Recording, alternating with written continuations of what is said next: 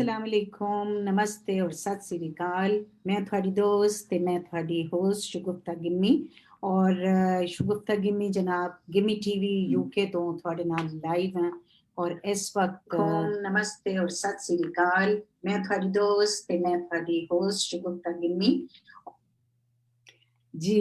अच्छा जी, लाइव क्योंकि जो ਅਸੀਂ ਜਾਣਦੇ ਹਾਂ ਤੇ ਬਹੁਤ ਸਾਰੀਆਂ ਚੀਜ਼ਾਂ ਜਿਹੜੀਆਂ ਨੇ ਕੁਝ ਇਸ ਤਰ੍ਹਾਂ ਹੋ ਜਾਂਦੀਆਂ ਔਰ ਅਸੀਂ ਅੱਜ ਦਾ ਜਿਹੜਾ ਸ਼ੋਅ ਹੈ ਸਪੈਸ਼ਲ ਸ਼ੋਅ ਹੈਗਾ ਔਰ ਤੁਹਾਨੂੰ ਅਸੀਂ ਆਪਣੇ ਪੋਸਟਰ ਦੇ ਜ਼ਰੀਏ ਦੱਸਿਆ ਵੀ ਸੀ ਕਿ ਕੈਨੇਡਾ ਦੇ ਵਿੱਚ ਮਰਦਮਸ਼ੁਮਾਰੀ ਹੋ ਰਹੀ ਹੈ ਔਰ ਟੋਰਾਂਟੋ ਤੋਂ ਸਾਡੇ ਨਾਲ ਅੱਜ ਇੱਕ ਬਹੁਤ ਉਚੇਚੀਆਂ ਪ੍ਰਾਹੁਣੀਆਂ ਸੀ ਉਹਨਾਂ ਨੂੰ ਰਿਕੁਐਸਟ ਕੀਤੀ ਔਰ ਉਹ ਸਾਡੇ ਨਾਲ ਲਾਈਵ ਨੇ और कनाडा ਦੇ ਵਿੱਚ ਇਸ ਵਕਤ ਮੇਰਾ ਖਿਆਲ ਹੈ ਕਿ ਟਾਈਮ ਕੋਈ 5 ਔਰ 6 ਦਾ ਸ਼ਾਮ ਦੇ ਹੈਗਾ ਔਰ ਸਾਡੇ ਕੋਲ ਇੱਥੇ ਜਿਹੜਾ ਜੀ ਟਾਈਮ ਲੰਡਨ 'ਚ ਜ਼ਰਾ ਅਸੀਂ ਅੱਗੇ ਆ ਤੇ ਸਾਡੇ ਕੋਲ ਇਸ ਵਕਤ ਕੋਈ 9:05 ਰਾਤ ਦੇ ਨੇ ਤੇ ਅਸੀਂ ਗੱਲਬਾਤ ਕਰਾਂਗੇ ਤਾਰਫ ਕਰਾਨੀ ਹੈ ਜੀ ਡਾਇਰੈਕਟ ਆਪਣੀ ਪ੍ਰਾਹੁਣਿਆਂ ਨਾਲ ਉਚੇਚੇ ਪ੍ਰਾਹੁਣਿਆਂ ਡਾਕਟਰ ਮਨਪ੍ਰੀਤ ਸਹੋਤਾ ਜੀ ਤੁਹਾਨੂੰ ਅਸੀਂ ਲੰਡਨ 'ਚ ਬੈਠੇ ਇੰਗਲੈਂਡ ਵੱਲੋਂ जी आए नो आखने प्यार के पूरे मान दे नाल बहुत बहुत शुक्रिया ते बहुत मैं शुक्रगुजार हाँ कि तुसी अज मौका दे रहे हो अपने लिसनर्स दे नाल अपने व्यूअर्स दे नाल मेरा तारफ करवा रहे हो बहुत मेहरबानी जी आया नो जी एज मैं प्रोग्राम दे स्टार्ट दे विच दसना चाहांगी कि डॉक्टर मनप्रीत ਜਿਹੜੀਆਂ ਹੈਗੀਆਂ ਇਹਨਾਂ ਨੇ ਵੈਸੇ ਤੇ ਇਹਨਾਂ ਦੀ ਡਿਗਰੀ ਜਿਹੜੀ ਹੈ ਜੀ ਉਹ ਡਾਕਟਰੇਟ ਜਿਹੜੀ ਹੈ ਉਹ ਇੰਗਲਿਸ਼ ਲਿਟਰੇਚਰ 'ਚ ਹੈਗੀ ਹੈ ਔਰ ਲੇਕਿਨ ਉਹਦੇ ਨਾਲ ਨਾਲ ਇਹ ਐਜ਼ ਅ ਪ੍ਰੈਜ਼ੈਂਟਰ ਵੀ ਕੰਮ ਕਰਦੇ ਨੇ ਟੋਰਾਂਟੋ ਤੋਂ ਹੀ ਪੰਜਾਬੀ ਸ਼ੋਅ ਇਹਨਾਂ ਦਾ ਇੱਕ ਚੱਲਦਾ ਹੈ ਰੋਸ਼ਨੀ ਦੇ ਨਾਂ ਤੇ ਔਰ ਰੈਡ ਐਫਐਮ ਤੇ ਔਰ ਸਾਰੀ ਜ਼ਿੰਦਗੀ ਜਿਹੜੇ ਨੇ ਆਪਣੀ ਚੰਡੀਗੜ੍ਹ ਯੂਨੀਵਰਸਿਟੀ ਤੋਂ ਜਨਾਬ ਐਮਏ ਕਰਦੇ ਨੇ ਉੱਥੇ ਯੂਨੀਵਰਸਿਟੀ 'ਚ ਜਿਵੇਂ ਕਿ ਮੈਂ ਅੰਗਰੇਜ਼ੀ ਕੀਤਾ ਆਪਣੇ ਪਾਸੇ ਦੇ ਲਾਹੌਰ ਦੀ ਪੰਜਾਬ ਯੂਨੀਵਰਸਿਟੀ ਤੋਂ ਤੇ ਫਿਰ ਉਹਦੇ ਬਾਅਦ ਆ ਗਏ ਹੈਗੇ ਇੱਥੇ ਕੈਨੇਡਾ ਤੇ ਕਿਸ ਤਰ੍ਹਾਂ ਫਿਰ ਪੰਜਾਬੀ ਦਾ ਜਿਹੜਾ ਸ਼ੋਅ ਕਰਦੇ ਨੇ ਬਹੁਤ ਪਪੂਲਰ ਆਪਣਾ ਟੋਰਾਂਟੋ ਦਾ ਸ਼ੋਅ ਹੈ ਔਰ ਉਸ ਤੋਂ ਇਲਾਵਾ ਜਿਹੜੀ ਹੈ ਪੰਜਾਬੀ ਸੇਵਕ ਨੇ ਔਰ ਪੰਜਾਬੀ ਦੇ ਨਾਲ ਜਿਹੜੇ ਜੁੜਤ ਹੈ ਇਹਨਾਂ ਦੀ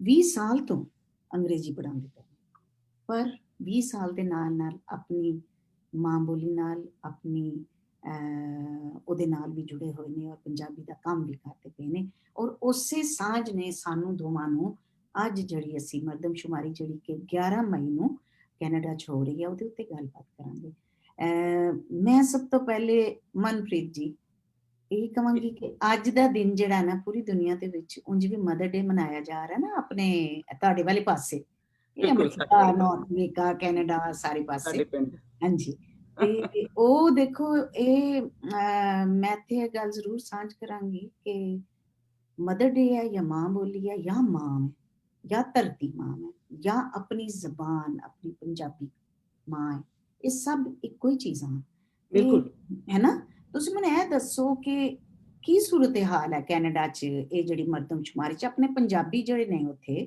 ਆਪਣੇ ਇੰਡੀਆ ਪੰਜਾਬ ਦੇ ਵੀ ਤੇ ਆਪਣੇ ਪਾਕਿਸਤਾਨੀ ਪੰਜਾਬੀ ਵੀ ਖਾਸ ਤੌਰ ਤੇ ਮੈਂ ਵੈਸੇ ਗੱਲ ਆਪਣੇ ਲੋਕਾਂ ਬਾਰੇ ਵੀ ਤੇ ਤੁਹਾਡੇ ਲੋਕਾਂ ਕਰ ਦੱਸੀ ਆਪਾਂ ਦੋਵੇਂ ਜਿਹੜੇ ਆ ਨਾ ਇੱਥੇ ਬੈਠ ਕੇ ਨਾ ਦੋਵਾਂ ਪੰਜਾਬਾਂ ਨੂੰ ਰਿਪਰੈਜ਼ੈਂਟ ਕਰ ਰਹੇ ਹਾਂ ਜੀ ਬਿਲਕੁਲ ਤੇ ਤੁਸੀਂ ਕੀ ਦੱਸ ਰਹੇ ਸੂਰਤ ਹਾਲ ਦੱਸੋ ਕੋਈ ਕਿ ਕੀ ਹੈਗਾ ਉੱਥੇ ਹਾਲਾਤ ਇਹ ਨੇ ਕਿ ਅਸੀਂ ਬੜੇ ਆਸਵੰਦ ਆ ਪਹਿਲੀ ਗੱਲ ਤੇ ਮਦਰਸ ਡੇ ਦੀਆਂ ਤੁਹਾਨੂੰ ਵੀ ਮੁਬਾਰਕਾਂ ਤੇ ਉਹਨਾਂ ਸਾਰਿਆਂ ਨੂੰ ਮੁਬਾਰਕਾਂ ਜਿਹੜੇ ਕਿਸੇ ਵੀ ਰੂਪ ਵਿੱਚ ਕੋਈ ਮਦਰ ਫਿਗਰ ਨੇ ਜਾਂ ਕਿਸੇ ਮਦਰ ਫਿਗਰ ਨੇ ਉਹਨਾਂ ਨੂੰ ਬਣਾਇਆ ਹੈ ਨਿਖਾਰਿਆ ਹੈ ਤਰਾਸ਼ਿਆ ਹੈ ਤੇ ਉਹਨਾਂ ਸਾਰਿਆਂ ਨੂੰ ਵੀ ਬਹੁਤ-ਬਹੁਤ ਮੁਬਾਰਕ ਜਿਹੜੇ ਮਾਂ ਬੋਲੀ ਦਾ ਦਰਦ ਰੱਖਦੇ ਨੇ ਮਾਂ ਬਾਰੇ ਸੋਚਦੇ ਨੇ ਤੁਸੀਂ ਧਰਤੀ ਦੀ ਗੱਲ ਕੀਤੀ ਹੈ ਤੇ ਜਿੰਨੀਆਂ ਵੀ ਮਾਵਾਂ ਆਲੇ ਦੁਆਲੇ ਨੇ ਉਹਨਾਂ ਸਾਰਿਆਂ ਨੂੰ ਅੱਜ ਅਸੀਂ ਯਾਦ ਕਰ ਰਹੇ ਹਾਂ ਤੇ ਭਾਵੇਂ ਸੋਸ਼ਲ ਮੀਡੀਆ ਦੇ ਜ਼ਰੀਏ ਵਿਸ਼ੇਸ ਆਉਂਦੀਆਂ ਨੇ ਤੇ ਭਾਵੇਂ ਅਸੀਂ ਨਿੱਜੀ ਰੂਪ 'ਚ ਇੱਕ ਦੂਜੇ ਨੂੰ ਦਈਏ ਵਿਸ਼ੇਸ ਪਰ ਅਲਟੀਮੇਟਲੀ ਅਸੀਂ ਮੰਨਦੇ ਹੋਈ ਹਾਂ ਕਿ ਸਾਨੂੰ ਬਣਾਇਆ ਇਹਨਾਂ ਮਾਵਾਂ ਨੇ ਹੈ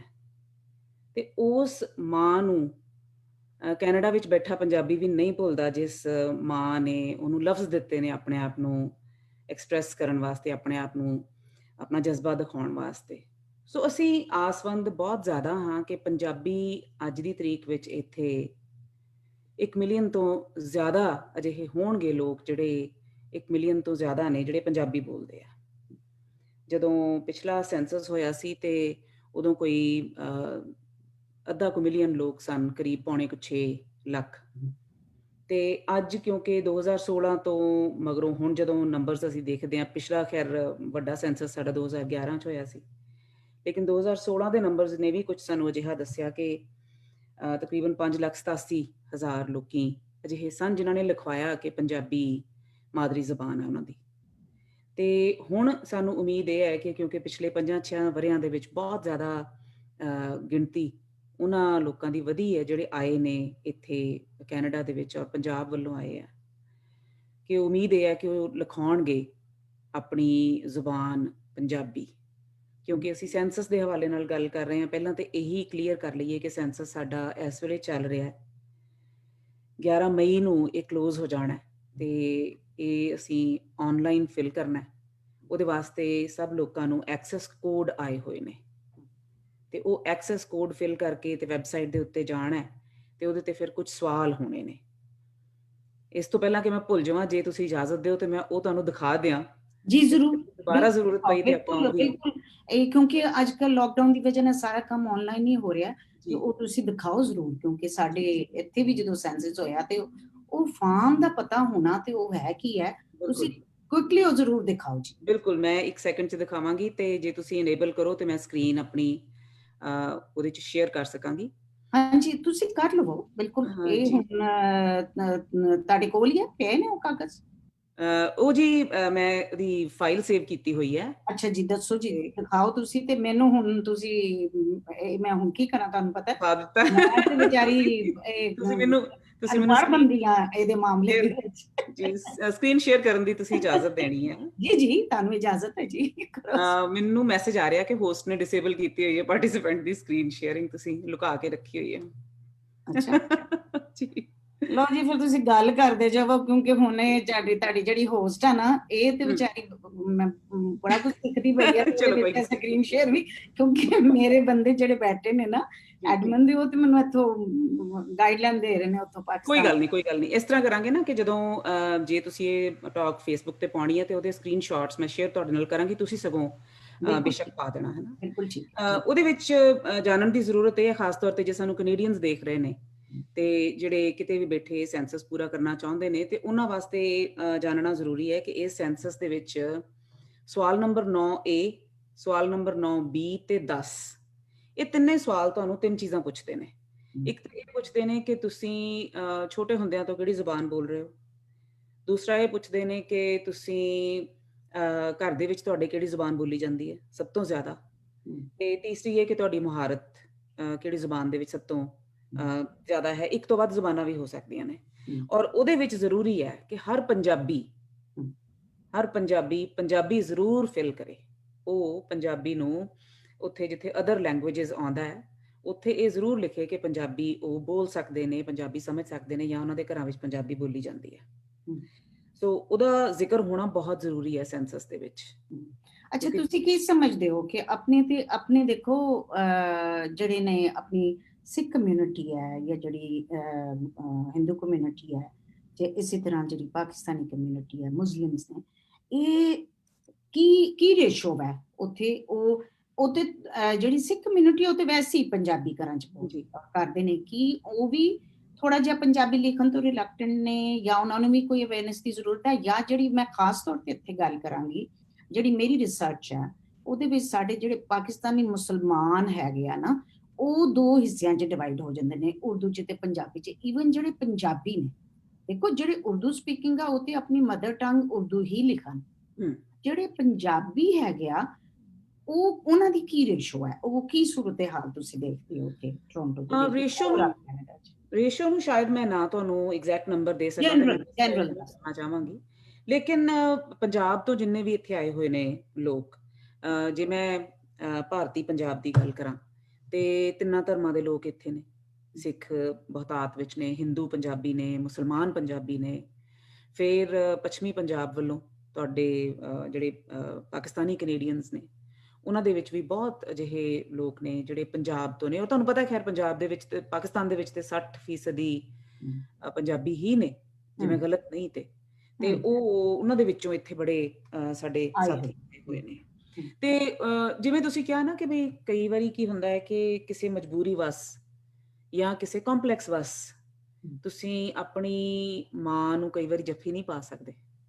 ਕਈ ਵਾਰੀ ਤੁਹਾਨੂੰ ਲੱਗਦਾ ਹੁੰਦਾ ਹੈ ਵੀ ਕਿਸੇ ਹੋਰ ਦੀ ਮਾਂ ਨਾਲੋਂ ਸ਼ਾਇਦ ਇਹ ਉਨੀ ਗਲੈਮਰਸ ਨਹੀਂ ਲੱਗਦੀ, ਜਾਂ ਕਦੀ-ਕਦੀ ਇਨਸਾਨ ਨੂੰ ਲੱਗਦਾ ਵੀ ਇਹਦੇ ਕੋਲੋਂ ਬੋ ਆਉਂਦੀ ਹੈ, ਹਨਾ? ਤੇ ਕਦੀ-ਕਦੀ ਹੋ ਜਾਂਦੀ, ਲੋਕਾਂ ਨੂੰ ਇਹ ਫੀਲਿੰਗ ਆ ਜਾਂਦੀ ਹੈ।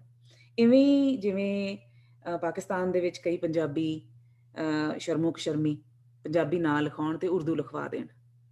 ਅਸੀਂ ਉਹਨਾਂ ਦੀ ਗੱਲ ਕਰ ਰਹੇ ਹਾਂ ਜਿਹੜੇ ਹੈਨ ਪੰਜਾਬੀ ਲੇਕਿਨ ਉਰਦੂ ਲਿਖਦੇ ਬੋਲਦੇ ਨੇ, ਤੇ ਕੋਈ ਉਹਦੇ 'ਚ ਖਰਾਬੀ ਨਹੀਂ, ਬਹੁਤ ਹੀ ਪਿਆਰੀ ਜ਼ੁਬਾਨ ਹੈ। ਕਾਸ਼ ਮੈਨੂੰ ਸਕ੍ਰਿਪਟ ਵੀ ਆਉਂਦੀ ਹੁੰਦੀ, ਤੇ ਕਮਾਲ ਦੀ ਸ਼ਾਇਰੀ ਹੈ। ਉਹੋ ਜਿਹੀ ਸ਼ਾਇਸਤਗੀ ਕਿਸੇ ਜ਼ੁਬਾਨ 'ਚ ਨਹੀਂ ਹੋ ਸਕਦੀ। ਉੱਧਰੋਂ ਦੂਸਰੇ ਪਾਸੇ ਜਿਹੜਾ ਭਾਰਤੀ ਪੰਜਾਬ ਹੈ, ਉਹਦੇ ਵਿੱਚ ਬੜੇ ਸਾਰੇ ਅਜਿਹੇ ਲੋਕ ਨੇ ਜਿਹੜੇ ਪੰਜਾਬੀ ਮਾਦਰੀ ਜ਼ਬਾਨ ਹੋਣ ਦੇ ਬਾਵਜੂਦ ਉਹ ਹਿੰਦੀ ਲਿਖਵਾ ਆਉਂਦੇ ਨੇ। ਮੁੱਖ ਤੌਰ ਤੇ, ਖਾਸ ਤੌਰ ਤੇ ਇਹ ਦੋ ਜ਼ਬਾਨਾਂ ਨੇ ਜਿਹੜੀਆਂ ਪੰਜਾਬੀ ਮਾਂ ਬੋਲੀ ਹੋਣ ਦੇ ਬਾਵਜੂਦ ਲੋਕੀ ਲਿਖਵਾ ਜਾਂਦੇ ਨੇ। ਉਹਦੇ ਕਾਰਨ ਅਲੱਗ-ਅਲੱਗ ਹੋ ਸਕਦੇ ਆ। ਪਰਸਨਲ ਕਾਰਨ ਹੋ ਸਕਦੇ ਆ, ਉਹਦੇ ਪੋਲੀਟੀਕਲ ਕਾਰਨ ਹੋ ਸਕਦੇ ਆ, ਔਰ ਕੁਝ ਪ੍ਰਚਾਰ ਅਜਿਹਾ ਹੋ ਸਕਦਾ ਜਿਹੜਾ ਉਹਨਾਂ ਨੂੰ ਇਸ ਤਰ੍ਹਾਂ ਮੁਤਾਸਰ ਕਰ ਜਾਏ ਕਿ ਉਹਨਾਂ ਨੂੰ ਲੱਗੇ ਕਿ ਨਹੀਂ, ਮੈਨੂੰ ਪੰਜਾਬੀ ਨਹੀਂ ਲਿਖਵਾਉਣੀ ਚਾਹੀਦੀ, ਮੈਨੂੰ ਹਿੰਦੀ ਜਾਂ ਉਰਦੂ ਲਿਖਵਾ ਦੇਣੀ ਚਾਹੀਦੀ ਹੈ। ਇਸ ਮੁਲਕ ਵਿੱਚ ਖਾਸ ਤੌਰ ਤੇ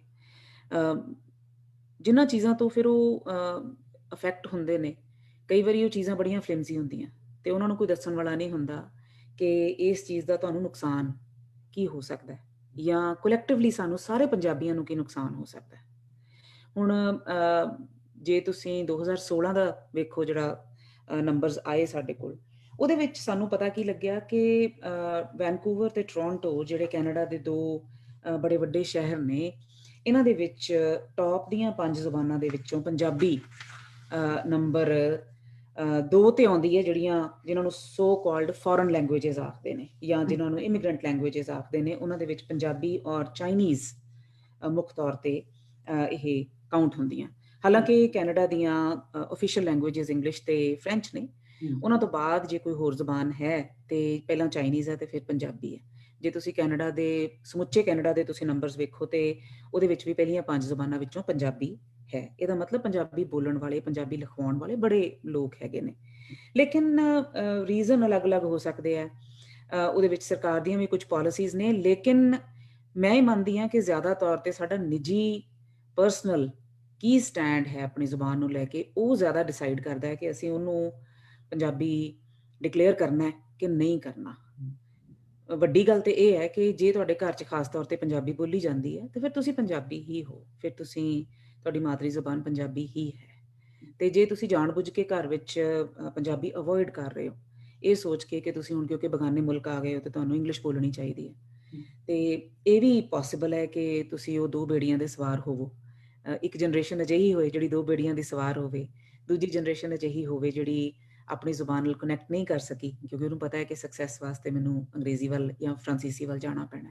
ਸੋ ਬੜੇ ਸਾਰੇ ਰੀਜ਼ਨਸ ਨੇ, ਲੇਕਿਨ ਪੰਜਾਬੀ ਬੋਲਣ ਵਾਲੀ ਬਹੁਤ ਵੱਡੀ ਜਮਾਤ ਹੈ। ਤੇ ਉਹਦਾ ਵੱਡਾ ਸਬੂਤ ਇਹ ਹੈ ਕਿ ਸਾਨੂੰ ਇੱਕ ਬੰਨੇ BC ਦੇ ਵਿੱਚ ਡਿਗਰੀਆਂ ਕਰਵਾਈਆਂ ਜਾ ਰਹੀਆਂ ਨੇ ਪੰਜਾਬੀ ਦੀਆਂ, ਕੈਨੇਡਾ ਦੇ ਵਿੱਚ ਰਹਿ ਕੇ, ਤੇ ਦੂਜੇ ਬੰਨੇ ਅਸੀਂ ਰੇਡੀਓ, ਟੈਲੀਵਿਜ਼ਨ, ਉਹਦੀ ਇੰਨੀ ਜ਼ਿਆਦਾ ਸਾਡੇ ਪਾਸ ਨੰਬਰ ਹੈ ਚੈਨਲਸ ਦਾ, ਪ੍ਰੋਗਰਾਮਸ ਦਾ, ਉਹਨਾਂ ਨੂੰ ਸੁਣਨ ਵਾਲੇ ਨੇ, ਉਹਨਾਂ 'ਚ ਬੋਲਣ ਵਾਲੇ ਨੇ। ਇਹਦਾ ਮਤਲਬ ਜ਼ੁਬਾਨਾਂ ਬੋਲੀਆਂ ਵੀ ਜਾ ਰਹੀਆਂ ਨੇ ਤੇ ਉਹਨਾਂ ਦਾ ਫਿਊਚਰ ਵੀ ਬਕਾਇਦਾ ਇੱਥੇ ਬ੍ਰਾਈਟ ਹੈ। ਅੱਛਾ, ਤੇ ਵੈਨਕੂਵਰ ਦੇ ਵਿੱਚ ਤੇ ਸੂਰਤ ਹਾਲ ਬਿਲਕੁਲ ਡਿਫਰੈਂਟ ਹੈ ਆਪਣੀ ਪੰਜਾਬੀ ਦੀ, ਜ਼ਰਾ ਉਹਦੇ ਤੇ ਵੀ ਰੋਸ਼ਨੀ ਪਾਓ ਤੁਸੀਂ। ਵੈਨਕੂਵਰ ਦੇ ਵਿੱਚ ਇਸ ਤਰ੍ਹਾਂ ਨਾ ਕਿ ਜਦੋਂ ਪੰਜਾਬੀ ਇੱਥੇ ਆਉਣੇ ਸ਼ੁਰੂ ਹੋਏ, 1897 ਤੋਂ ਆਉਣੇ ਸ਼ੁਰੂ ਹੋਏ ਨੇ ਪੰਜਾਬੀ ਇੱਥੇ, ਤੇ 1907-8 ਦੇ ਨੇੜੇ ਤੇੜੇ ਜਾ ਕੇ ਸਾਡੇ ਨੰਬਰਸ ਡਿਫਰੈਂਟ ਥੋੜੇ ਜਿੰਨੇ ਹੋਏ, ਉਦੋਂ ਤੋਂ ਲੈ ਕੇ ਹੁਣ ਤੱਕ, ਕਿਉਂਕਿ ਉਹ ਜਮਾਤ ਅਜਿਹੀ ਸੀ ਇੱਥੇ ਆਉਣ ਵਾਲੀ ਅਣਵੰਡੇ ਹਿੰਦੁਸਤਾਨ ਦੇ ਵਿੱਚੋਂ, ਜਿਸ ਜਮਾਤ ਨੇ ਇੱਥੇ ਆ ਕੇ ਆਪਣੇ ਆਪ ਨੂੰ ਸੈਟਲ ਕੀਤਾ। ਕੋਈ ਬਹੁਤੇ ਮਾੜੇ ਧੀੜੇ ਲੋਕ ਨਹੀਂ ਸਨ, ਉਹ ਵਧੀਆ ਰੱਜੇ ਪੁੱਜੇ ਵੀ ਨਹੀਂ ਸਨ, ਪਰ ਚੰਗੀ ਜ਼ਿੰਦਗੀ ਦੀ ਭਾਲ 'ਚ ਇੱਥੇ ਆਏ ਸੀ। ਆ ਕੇ ਉਹਨਾਂ ਨੇ ਆਪਣੇ ਆਪ ਨੂੰ ਐਸਟੈਬਲਿਸ਼ ਵੀ ਕੀਤਾ, ਕੋਸ਼ਿਸ਼ ਉਹਨਾਂ ਨੇ ਆਪਣੇ ਵੱਲੋਂ ਪੂਰੀ ਕੀਤੀ। ਆ ਕੇ ਗੁਰਦੁਆਰਾ ਐਸਟੈਬਲਿਸ਼ ਕੀਤਾ 1908 ਦੇ ਵਿੱਚ, ਜਿਹੜਾ ਕਿ ਧਾਰਮਿਕ ਜਗ੍ਹਾ ਹੋਣ ਨਾਲੋਂ ਜ਼ਿਆਦਾ ਕਲਚਰਲ ਔਰ ਕਮਿਊਨਿਟੀ ਦਾ ਸੀ। ਉਹ ਇੱਕ ਸੈਂਟਰ ਸੀ ਜਿੱਥੇ ਹਿੰਦੂ, ਮੁਸਲਿਮ, ਸਿੱਖ ਸਾਰੇ ਆ ਸਕਦੇ ਸੀ ਔਰ ਆਉਂਦੇ ਵੀ ਸੀ। ਹੌਲੀ ਹੌਲੀ ਉੱਥੇ ਫਿਰ 1907 ਤੋਂ ਲੈ ਕੇ ਤੇ 1947 ਤੱਕ ਸਮਾਂ ਕੁਝ ਅਜਿਹਾ ਸੀ ਜਿਹਦੇ ਵਿੱਚ ਇੱਕ ਅਨਵਿਲਿੰਗ ਤਰੀਕੇ ਦੇ ਨਾਲ ਸਾਡੇ ਪੰਜਾਬੀਆਂ ਨੂੰ ਆਉਣ ਇਜਾਜ਼ਤ ਤੇ ਨਹੀਂ ਸੀ, ਪਰ 1914 ਦੇ ਵਿੱਚ ਤੁਹਾਨੂੰ ਪਤਾ ਕਿ ਕੋਮਾਗਾਟਾਮਾਰੂ ਦੀ ਘਟਨਾ ਹੁੰਦੀ ਹੈ, ਜਿਹਦੇ ਵਿੱਚ ਵੈਨਕੂਵਰ ਦੇ ਕੰਢੇ ਤੇ ਬੜੀ ਦੇਰ ਤੱਕ ਜਹਾਜ਼ ਖੜਾ ਕੀਤਾ ਗਿਆ। ਉਸ ਤੋਂ ਬਾਅਦ ਮੁੜ ਗਿਆ, ਕਈ ਕੁਝ ਹੋਇਆ, ਉਸ ਇਤਿਹਾਸ ਬਾਰੇ ਸਾਰੇ ਜਾਣੂ ਨੇ। ਲੇਕਿਨ ਜੇ ਪੰਜਾਬੀ ਵੱਲ ਨੂੰ ਗੱਲ ਮੋੜ ਕੇ ਲਿਆਵਾਂ ਤੇ 47 ਤੋਂ ਬਾਅਦ ਜਦੋਂ ਭਾਰਤ ਆਜ਼ਾਦ ਹੁੰਦਾ ਹੈ, 1907 ਤੋਂ ਲੈ ਕੇ ਤੇ 47 ਤੱਕ ਦਾ ਅਰਸਾ ਕੁਝ ਅਜਿਹਾ ਸੀ ਜਿਹਦੇ ਵਿੱਚ ਪੰਜਾਬੀਆਂ ਨੂੰ, ਭਾਰਤੀਆਂ ਨੂੰ ਜਨਰਲੀ ਤੇ ਪੰਜਾਬੀਆਂ ਨੂੰ ਵੀ ਆਉਣ ਦੀ ਇਜਾਜ਼ਤ ਇਸ ਲਈ ਨਹੀਂ ਸੀ ਕਿਉਂਕਿ ਉਹਨਾਂ ਨੂੰ ਮੰਨਿਆ ਜਾਂਦਾ ਸੀ ਕਿ ਸੂਟੇਬਲ ਨਹੀਂ ਹੈ ਇਹਨਾਂ ਵਾਸਤੇ, ਇੱਥੇ ਦਾ ਵਾਤਾਵਰਨ ਠੰਡਾ ਬੜਾ ਹੈ ਤੇ ਹੋਰ ਕਈ ਕੁਝ। ਹਾਲਾਂਕਿ ਪੰਜਾਬੀ ਇੰਨੀ ਸਖਤ ਹੱਡੀ ਨੇ ਕਿ ਕਿਤੇ ਵੀ ਜਾ ਕੇ ਆਪਣੇ ਆਪ ਨੂੰ ਐਸਟੈਬਲਿਸ਼ ਕਰ ਸਕਦੇ ਨੇ, ਲੇਕਿਨ ਸਾਡੇ ਕੋਲੋਂ ਵੋਟ ਦਾ ਹੱਕ ਵੀ ਇੱਥੇ ਖੋਇਆ ਗਿਆ। ਹਾਲਾਂਕਿ ਕੈਨੇਡਾ ਵੀ ਕਾਲੋਨੀ ਸੀ, ਭਾਰਤ ਵੀ ਕਾਲੋਨੀ ਸੀ, ਲੇਕਿਨ ਇਉਂ ਹੁੰਦਾ ਨਾ ਜਾਰਜ ਔਰਵੈਲ ਦੇ ਲਫ਼ਜ਼ਾਂ ਵਿੱਚ ਵੀ all people are equal, some are more equal than others. So 47 ਤੋਂ ਮਗਰੋਂ ਇੱਕ ਗੈਪ ਸੀ, ਤਕਰੀਬਨ 60ਵਿਆਂ ਦੇ ਵਿੱਚ ਪੰਜਾਬੀਆਂ ਦੀ ਗਿਣਤੀ ਵਧਣੀ ਸ਼ੁਰੂ ਹੁੰਦੀ ਹੈ। ਤੇ ਤੁਸੀਂ ਗੱਲ ਕਰਦੇ ਹੋ ਵੈਨਕੂਵਰ ਦੀ, ਸ਼ੁਰੂਆਤ ਦੇ ਵਿੱਚ ਜਿਹੜੀ ਸਾਡੀ ਲੈਂਡਿੰਗ ਹੋਈ ਉਹ ਵੈਨਕੂਵਰ ਵੱਲ ਨੂੰ ਹੋਈ, ਵੈਸਟ ਵੱਲ ਨੂੰ ਹੋਈ, ਔਰ ਕੁਦਰਤੀ ਸੀ ਕਿ ਉੱਥੇ ਪੰਜਾਬੀਆਂ ਦੀ ਗਿਣਤੀ ਵੀ ਜ਼ਿਆਦਾ ਸੀ। ਪੰਜਾਬੀਆਂ ਨੇ ਆਪਣੀ ਜ਼ੁਬਾਨ ਨੂੰ ਵੀ ਉੱਥੇ ਮੇਨਟੇਨ ਕੀਤਾ, ਅਖਬਾਰ ਵੀ ਕੱਢੇ, ਕਿਉਂਕਿ ਉਹਨਾਂ ਦਿਨਾਂ ਦੇ ਵਿੱਚ ਅਸੀਂ ਐਂਟੀ ਇੰਪੀਰੀਅਲਿਜ਼ਮ ਮੂਵਮੈਂਟ ਚੱਲ ਰਹੀ ਸੀ, ਗਦਰ ਮੂਵਮੈਂਟ ਸੀ। ਫਿਰ ਉੱਥੇ ਅਖਬਾਰਾਂ ਛੋਟੀਆਂ ਵੱਡੀਆਂ, ਜਦੋਂ ਕਿ ਹਾਲਾਂਕਿ ਉੱਥੇ ਕੋਈ ਮਸ਼ੀਨਾਂ ਦਾ ਬੰਦੋਬਸਤ ਨਹੀਂ ਸੀ, ਹੱਥ ਲਿਖਤ ਅਖਬਾਰਾਂ ਸਨ, ਪਰ ਫਿਰ ਵੀ ਉਹ ਆਪਣੀ ਜ਼ੁਬਾਨ ਦੇ ਵਿੱਚ ਐਕਸਪ੍ਰੈਸ਼ਨ ਆਪਣਾ ਦੇਣ ਦੀ ਕੋਸ਼ਿਸ਼ ਕਰਦੇ ਰਹੇ। ਨਾਵਲ ਵੀ ਪਹਿਲਾਂ ਇੱਥੇ ਲਿਖਿਆ ਗਿਆ ਜਿਹੜਾ ਸੀ ਮਲੂਕਾ, ਡਾਕਟਰ ਸਾਧੂ ਸਿੰਘ ਧਾਮੀ ਦਾ। ਸੋ ਯਤਨ ਤੇ ਇੱਥੇ ਹੁੰਦੇ ਰਹੇ। ਵੈਨਕੂਵਰ ਦਾ ਤੁਸੀਂ ਖਾਸ ਤੌਰ ਤੇ ਜ਼ਿਕਰ ਕੀਤਾ, ਵੈਸਟ ਕੋਸਟ ਵੱਲ ਨੂੰ ਇੱਕ ਡਿਫਰੈਂਟ ਐਥੋਸ ਹੈ ਪੰਜਾਬੀ ਦਾ, ਲੇਕਿਨ ਉਹ ਹੁਣ ਹਾਲਾਤ ਕੁਝ ਅਜਿਹੇ ਨੇ 2021 ਦੇ ਵਿੱਚ ਕਿ ਟੋਰਾਂਟੋ ਵਿੱਚ ਬਹੁਤ ਵੱਡੀ ਗਿਣਤੀ ਹੈ ਪੰਜਾਬੀਆਂ ਦੀ, ਔਰ ਕੈਲਗਰੀ 'ਚ ਬਹੁਤ ਵੱਡੀ ਗਿਣਤੀ ਹੈ, ਐਡਮਿੰਟਨ ਦੇ ਵਿੱਚ ਬਹੁਤ ਵੱਡੀ ਗਿਣਤੀ ਹੈ, ਫਿਰ ਛੋਟੇ ਛੋਟੇ ਸ਼ਹਿਰਾਂ ਵਿੱਚ ਵੀ ਨਿੱਕੀਆਂ ਨਿੱਕੀਆਂ ਪਾਕਟਸ ਪੰਜਾਬੀਆਂ ਦੀਆਂ ਹੈਗੀਆਂ ਨੇ। ਕੁੱਲ ਮਿਲਾ ਕੇ ਜੇ ਅਸੀਂ ਆਖੀਏ ਵੀ ਤਕਰੀਬਨ ਹੁਣ ਕੈਨੇਡਾ ਦੇ ਹਰ ਖੂੰਜੇ ਵਿੱਚ ਪੰਜਾਬੀ ਬੋਲੀ ਜਾਂਦੀ ਹੈ ਤੇ ਉਹ ਗਲਤ ਨਹੀਂ ਹੋਏਗਾ। ਔਰ ਇਹਦੇ ਨਾਲ ਮੈਂ ਇਹ ਵੀ ਐਡ ਕਰਦੇ ਹਾਂ ਕਿ ਪੰਜਾਬੀ ਇਨ ਦ ਟਰੂਐਸਟ ਸੈਂਸ ਇੰਟਰਨੈਸ਼ਨਲ ਜ਼ੁਬਾਨ ਵੀ ਹੈ, 130 ਮੁਲਕਾਂ 'ਚ ਅੱਜ ਦੀ ਤਰੀਕ 'ਚ ਬੋਲੀ ਜਾਂਦੀ ਹੈ। ਸੋ ਵੈਸਟ ਕੋਸਟ ਤੋਂ ਤੁਰ ਕੇ ਤੇ ਅਸੀਂ ਤੇ ਬਹੁਤ ਦੂਰ ਤੱਕ ਅਸੀਂ ਆ ਗਏ ਹੋਏ ਹਾਂ। ਜਿਹੜੇ ਇਹ ਹਾਲਾਤ ਨੇ, ਚਾਹੇ ਤੁਸੀਂ ਉਹ ਨੰਬਰ ਆਫ ਰੇਡੀਓ ਤੇ ਟੈਲੀਵਿਜ਼ਨ ਚੈਨਲਸ ਤੋਂ ਲੈ ਲਓ, ਚਾਹੇ UBC ਦੇ ਵਿੱਚ ਪੜ੍ਹਾਈ ਜਾਂਦੀ ਪੰਜਾਬੀ ਤੋਂ ਤੁਸੀਂ ਕਾਊਂਟ ਕਰ ਲਓ, ਚਾਹੇ ਟੋਰਾਂਟੋ ਵਿੱਚ ਸਾਹਿਤਕਾਰਾਂ ਦਾ ਬਹੁਤ ਵੱਡਾ ਇਕੱਠ ਹੈ ਜਿਹੜੇ ਪੰਜਾਬੀ 'ਚ ਲਿਖਦੇ ਨੇ। ਸੋ ਇਹਦਾ ਮਤਲਬ ਪ੍ਰੈਜ਼ੈਂਸ ਸਾਡੀ ਪੰਜਾਬੀਆਂ ਦੀ ਅੱਜ ਕਾਫੀ ਵਾਈਡ ਹੈ ਕੈਨੇਡਾ ਦੇ ਵਿੱਚ। ਲੇਕਿਨ ਇਹਦੇ ਨਾਲ ਜਿਹੜਾ ਜਿਸ ਚੀਜ਼ ਨੇ ਮੈਨੂੰ ਮਜਬੂਰ ਕੀਤਾ ਇਹ ਤੁਹਾਡੇ ਨਾਲ ਸ਼ੋਅ ਕਰਨ ਤੇ, ਔਰ ਆਈ ਵਿਸ਼ ਕਿ ਮੈਨੂੰ ਕੋਈ ਜ਼ਿਆਦਾ ਦਿਨ ਮਿਲ ਜਾਂਦੇ ਤੇ ਮੈਂ ਹਰ ਰੋਜ਼ ਕਰਦੀ। ਮੈਂ ਟਰਾਈ ਕਰ ਰਹੀ ਹਾਂ ਕਿ ਕੁਝ ਸਾਨੂੰ ਹੋਰ ਵੀ ਸਾਥੀ ਮਿਲ ਜਾਣ, ਉਹਨਾਂ ਨਾਲ ਗੱਲਬਾਤ ਕਰ ਸਕੀਏ।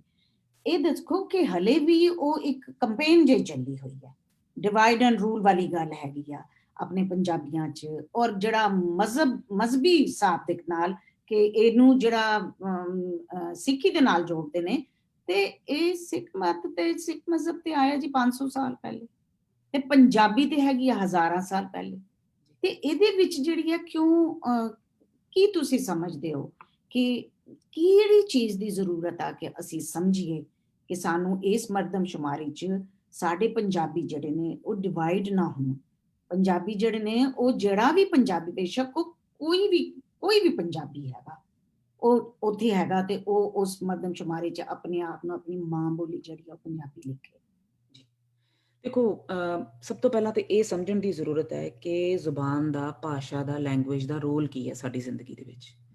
ਕੀ ਇਹ ਸਿਰਫ ਲਫ਼ਜ਼ਾਂ ਦਾ ਗਰੁੱਪ ਹੈ ਜਿਹਨੂੰ ਅਸੀਂ ਵਰਤ ਕੇ ਤੇ ਆਪਣੀ ਗੱਲ ਨੂੰ ਦੂਜੇ ਸ਼ਖਸ ਨੂੰ ਦੱਸਦੇ ਹਾਂ, ਜਾਂ ਉਸ ਤੋਂ ਜ਼ਿਆਦਾ ਹੈ? ਇਹ ਸਿਰਫ ਤੇ ਸਿਰਫ ਉਹਨਾਂ ਸਾਊਂਡਸ ਦਾ ਇਕੱਠ ਨਹੀਂ ਹੈ ਜਿਹੜੀਆਂ ਤੁਹਾਨੂੰ ਮੇਰੀ ਗੱਲ ਤੇ ਤੁਹਾਡੀ ਗੱਲ ਮੇਰੇ ਤੱਕ ਪਹੁੰਚਾਉਣ ਦਾ ਉਪਰਾਲਾ ਕਰਦੀਆਂ ਨੇ। ਇਹ ਸਾਡੇ ਵਾਸਤੇ ਕਲਚਰ ਦਾ ਬੜਾ ਵੱਡਾ ਬ੍ਰਿਜ ਹੈ। ਦੇਖੋ, ਇੱਥੇ ਇੰਡੀਜਨਸ ਜਮਾਤ ਬੜੀ ਦੇਰ ਤੋਂ ਇੱਥੇ ਰਹਿ ਰਹੀ ਸੀ। ਜਦੋਂ ਇੱਥੇ ਕਲੋਨੀਅਲ ਰਾਜ ਹੋਣਾ ਸ਼ੁਰੂ ਹੋਇਆ ਨਾ ਕੈਨੇਡਾ ਦੇ ਵਿੱਚ, ਜੇ ਮੈਂ ਪੰਜਾਬੀ ਦੀ ਗੱਲ ਨਾ ਕਰਾਂ, ਤੇ ਜਦੋਂ ਇੱਥੇ ਉਹਨਾਂ ਦਾ ਯੂਰੋਪੀਅਨ ਫੋਰਸਿਸ ਦਾ ਰਾਜ ਇੱਥੇ ਬਣਨਾ ਸ਼ੁਰੂ ਹੋਇਆ, ਤੇ ਸਭ ਤੋਂ ਪਹਿਲਾਂ ਉਹਨਾਂ ਨੇ ਪਤਾ ਕੀ ਸੋਚਿਆ? ਉਹ ਕਹਿੰਦੇ we kill the Indian in the child. Indian, ਇੱਥੇ ਤੁਹਾਨੂੰ ਪਤਾ ਇੰਡੀਜਨਸ ਲੋਕਾਂ ਨੂੰ ਆਖਦੇ। ਹਾਂ ਬਿਲਕੁਲ ਬਿਲਕੁਲ। ਤੇ ਇਹ 19ਵੀਂ ਸਦੀ ਦੀ ਗੱਲ ਹੈ ਕਿ ਕਿਲ the Indian in the child, ਕਿ ਜਿਹੜੇ ਇਹਨਾਂ ਦੇ ਛੋਟੇ ਬੱਚੇ ਨੇ ਨਾ, ਉਹਨਾਂ ਦੇ ਕੋਲੋਂ ਉਹਨਾਂ ਦੀ ਇੰਡੀਜਨਸਨੈਸ ਖੋਹ ਲਈ ਜਾਵੇ। ਜਿਹੜੇ ਅਲੱਗ-ਅਲੱਗ ਛੋਟੇ-ਛੋਟੇ ਗਰੁੱਪ ਸੀ ਇੱਥੇ ਰਹਿੰਦੇ ਸੀ, ਉਹਨਾਂ ਦੇ ਬੱਚੇ ਇਹਨਾਂ ਫੋਰਸਿਸ ਨੇ ਨਾ ਕੱਢ ਕੇ ਤੇ ਰੈਜ਼ੀਡੈਂਸ਼ੀਅਲ ਸਕੂਲਾਂ 'ਚ ਲੈ ਆਂਦੇ। ਰੈਜ਼ੀਡੈਂਸ਼ੀਅਲ ਸਕੂਲ ਕੀ, ਸਾਨੂੰ ਬੋਰਡਿੰਗ ਸਕੂਲ ਨਹੀਂ, ਸਾਨੂੰ ਉਹ ਅਜਿਹੇ ਸਕੂਲ ਸਨ ਜਿਨ੍ਹਾਂ ਦੇ ਵਿੱਚ ਇਹਨਾਂ ਬੱਚਿਆਂ ਨੂੰ ਲਿਆ ਕੇ ਤੇ ਇਹਨਾਂ ਕੋਲੋਂ ਇਹਨਾਂ ਦਾ ਪਹਿਰਾਵਾ, ਇਹਨਾਂ ਦੀ ਰਹਿਣੀ ਬਹਿਣੀ, ਇਹਨਾਂ ਦੀ ਜ਼ੁਬਾਨ, ਲੈਂਗੁਏਜ ਖੋਹ ਕੇ ਤੇ ਇਹਨਾਂ ਨੂੰ ਕਿਹਾ ਵੀ ਤੁਸੀਂ ਸਿਰਫ ਇੰਗਲਿਸ਼ ਤੇ ਫ੍ਰੈਂਚ ਬੋਲਣੀ ਹੈ। ਅੱਛਾ, ਜ਼ੁਬਾਨਾਂ, ਇੰਡੀਜਨਸ ਜ਼ੁਬਾਨਾਂ ਬਹੁਤ ਸਾਰੀਆਂ ਨੇ।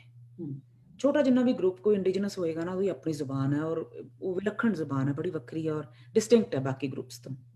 ਹੋਇਆ ਇਹ ਕਿ ਇਹਨਾਂ ਰੈਜ਼ੀਡੈਂਸ਼ੀਅਲ ਸਕੂਲਾਂ ਦੇ ਵਿੱਚ ਉਹਨਾਂ ਨਿਆਣਿਆਂ ਨੂੰ ਲਿਆ ਕੇ ਨਾ ਤੇ ਉਹਨਾਂ ਦੀਆਂ ਜ਼ੁਬਾਨਾਂ ਖੋਲੀਆਂ। ਜੇ ਇੱਕੋ ਘਰ ਵਿੱਚੋਂ ਭੈਣ ਭਰਾ ਵੀ ਉੱਥੇ ਆਏ ਹੋਏ ਨੇ, ਉਸ ਰੈਜ਼ੀਡੈਂਸ਼ੀਅਲ ਸਕੂਲ 'ਚ ਰਹਿ ਰਹੇ ਨੇ, ਤੇ ਉਹਨਾਂ ਨੂੰ ਵੀ ਆਪਸ 'ਚ ਹੱਕ ਨਹੀਂ ਸੀ ਕਿ ਆਪਣੀ ਜ਼ੁਬਾਨ 'ਚੋਂ ਗੱਲ ਕਰ ਸਕਣ। ਨਤੀਜਾ ਕੀ ਹੋਇਆ, ਇਹ ਮੈਂ ਲੰਬੀ ਗੱਲ ਇਸ ਲਈ ਕਰ ਰਹੀ ਹਾਂ ਕਿ ਮੈਂ ਪੰਜਾਬੀ ਨਾਲ 1 ਮਿੰਟ ਵਿੱਚ ਜੋੜਦੀ ਹਾਂ। ਨਤੀਜਾ ਕੀ ਹੋਇਆ ਵੀ ਉਹ ਜਿਹੜੇ ਬੱਚੇ ਸੀ, ਜੇ ਕੋਈ 5 ਸਾਲ ਦਾ ਭਰਾ ਸੀ ਤੇ 7 ਸਾਲਾਂ ਦੀ ਭੈਣ ਸੀ, ਉਹਨਾਂ ਨੂੰ ਜਦੋਂ ਇੰਡੀਜਨਸ ਜ਼ੁਬਾਨਾਂ ਆਪਣੀਆਂ ਭੁੱਲਣੀਆਂ ਸ਼ੁਰੂ ਹੋ ਗਈਆਂ, ਕਿਉਂਕਿ ਉਹ ਲਗਾਤਾਰ ਇੰਗਲਿਸ਼ ਤੇ ਫ੍ਰੈਂਚ ਬੋਲਦੇ ਸੀ, ਜੇ ਉਹ ਬੱਚੇ ਆਪਸ 'ਚ ਵੀ ਜਿੱਦਾਂ ਕੋਰੀਡੋਰ 'ਚ ਟੱਕਰ ਗਏ ਤੇ ਆਪਸ 'ਚ ਗੱਲ ਕਰ ਰਹੇ ਨੇ ਹਾਲਵੇ ਦੇ ਵਿੱਚ, ਤੇ ਉਹਨਾਂ ਨੂੰ ਸਜ਼ਾ ਮਿਲਦੀ ਸੀ, ਡੰਡੇ ਪੈਂਦੇ ਸੀ ਉਹਨਾਂ ਬੱਚਿਆਂ ਨੂੰ। ਛੋਟੇ ਛੋਟੇ ਬੱਚੇ, ਪਹਿਲਾਂ ਉਹਨਾਂ ਕੋਲੋਂ ਉਹਨਾਂ ਦਾ ਪਹਿਰਾਵਾ ਖੋਇਆ ਗਿਆ। ਉਹਨਾਂ ਨੇ ਜਿਹੜੇ ਉਹਨਾਂ ਦੇ ਬੜੇ ਪਿਆਰੇ ਉਹਨਾਂ ਦੇ ਖੰਭਾਂ ਵਾਲੇ ਉਹਨਾਂ ਦੇ ਟ੍ਰੈਡੀਸ਼ਨਲ ਪਹਿਰਾਵਾ ਸੀ, ਉਹ ਖੋਇਆ ਗਿਆ, ਉਹਨਾਂ ਨੂੰ ਵੈਸਟਰਨਾਈਜ਼ ਕੀਤਾ ਗਿਆ। ਫਿਰ ਉਹਨਾਂ ਕੋਲੋਂ ਜ਼ੁਬਾਨ ਉਹਨਾਂ ਦੀ ਖੋਈ ਗਈ। ਤੇ ਹੌਲੀ ਹੌਲੀ ਕੀ ਹੋਇਆ ਕਿ ਇਹ ਬੱਚੇ ਜਿਉਂ-ਜਿਉਂ ਵੱਡੇ ਹੋਣੇ ਸ਼ੁਰੂ ਹੋਏ, ਇਹਨਾਂ ਕੋਲੋਂ ਇਹਨਾਂ ਦਾ ਕਿੱਤਾ ਵੀ ਖੋਹ ਲਿਆ ਗਿਆ। ਚਾਹੇ ਉਹ ਮੱਛੀ ਫੜਨ ਦਾ ਸੀ, ਚਾਹੇ ਉਹ ਸ਼ਿਕਾਰ ਕਰਨ ਦਾ ਸੀ, ਚਾਹੇ ਉਹ ਕਿਸੇ ਵੀ ਕਿਸਮ ਦਾ ਜੋ ਵੀ ਉਹਨਾਂ ਦਾ ਟ੍ਰੈਡੀਸ਼ਨਲ ਵਿਜ਼ਡਮ ਸੀ ਨਾ, ਉਹ ਹੌਲੀ ਹੌਲੀ ਉਹਨਾਂ ਕੋਲੋਂ ਖੁੱਸ ਗਿਆ। ਤੇ ਉਹ ਬੱਚਿਆਂ ਨੇ ਜਦੋਂ ਮੁੜ ਕੇ ਆਪਣੇ ਘਰਾਂ ਨੂੰ ਜਾਇਆ ਕਰਨਾ ਨਾ, ਕਿਉਂਕਿ ਰੈਜ਼ੀਡੈਂਸ਼ੀਅਲ ਸਕੂਲ ਸੀ, ਲੰਮਾ ਅਰਸਾ ਉੱਥੇ ਰਹਿੰਦੇ ਸੀ, ਜਾਇਆ ਕਰਨਾ, ਤੇ ਜਿਹੜੇ ਉਹਨਾਂ ਦੇ ਬਜ਼ੁਰਗ ਸਨ, ਉਹਨਾਂ ਦੇ ਨਾਲ ਉਹ ਗੱਲਬਾਤ ਨਹੀਂ ਸੀ ਕਰ ਸਕਦੇ, ਕਿਉਂਕਿ ਜ਼ੁਬਾਨ ਨਹੀਂ ਸੀ, ਜ਼ੁਬਾਨ 'ਚ ਨਹੀਂ ਸੀ। ਠੀਕ, ਜਿਹੜੇ ਬਜ਼ੁਰਗ ਸੀ ਉਹ ਇਹਨਾਂ ਨਾਲ, ਬੱਚਿਆਂ ਨਾਲ ਗੱਲ ਨਹੀਂ ਸੀ ਕਰ ਸਕਦੇ, ਕਿਉਂਕਿ ਉਹਨਾਂ ਦੀ ਜ਼ੁਬਾਨ ਦੀ ਸਾਂਝ ਪਾਉਂਦਾ ਗਿਆ। ਠੀਕ ਹੈ।